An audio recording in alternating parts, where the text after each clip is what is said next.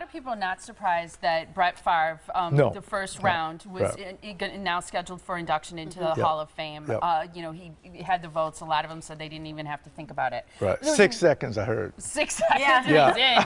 But there was a fascinating article that was written in the Wisconsin State Journal that's out now. Tom Oates wrote something about you specifically, and that, you know, some of the finalists weren't as surprised, but the fact that you were omitted this time around was disappointing to him. And one of the things I thought that was fascinating, because I've never read this about your playing career before, but he said what set you apart from this other guy that they were talking about, Atwater, he did get the vote.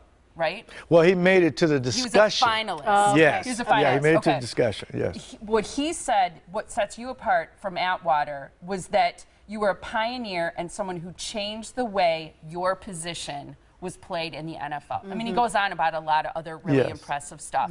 But how did you, in your words, how did you change the position? Well, I think it's a good discussion if you can ever get to the finalists to say that up until 1992, safeties, one guy stands in the middle of the field, the other guy would just kind of go and stand in the flat area.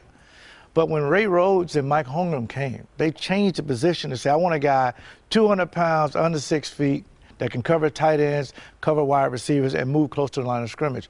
I did that. So now you saw the Ed Reeds, the Troy Polamalu's, the Brian Dawkins of the world saying, you know, we're taking that recipe so we don't have to change our defense very much. Our safety can stay on the field and not bring in a lot of defensive backs. I did that, so that's why I was All-Pro 4 times, and I was on the All-Decade team, as was he. And my stats compared to his just kind of blows it out of the water. But I think that when you get to the discussion, not saying much to say like Brett Favre, he's a sure ballot. That's not what we're saying.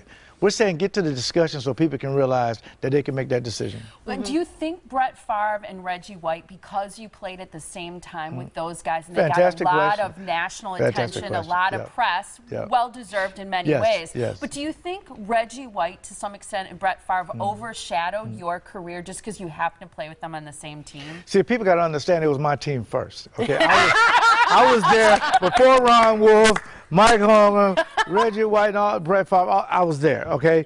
But that's a fantastic question, and I think so. Ron Wolf, Mike Holmgren, and these guys came in. The franchise, we know what the franchise was. You can Google it. But when they came in, it changed the culture of the franchise. Brett Favre and Reggie White, sure, they're in the Hall of Fame.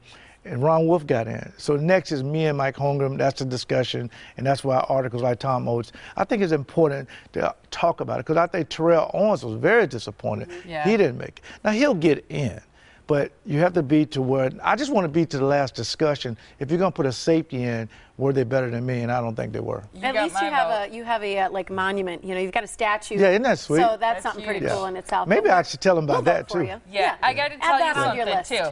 Current, former, whatever, you're my favorite Packers player of all time. You're the best, LeRoy. It's true. You got the best smile, too. Thank you. Yeah.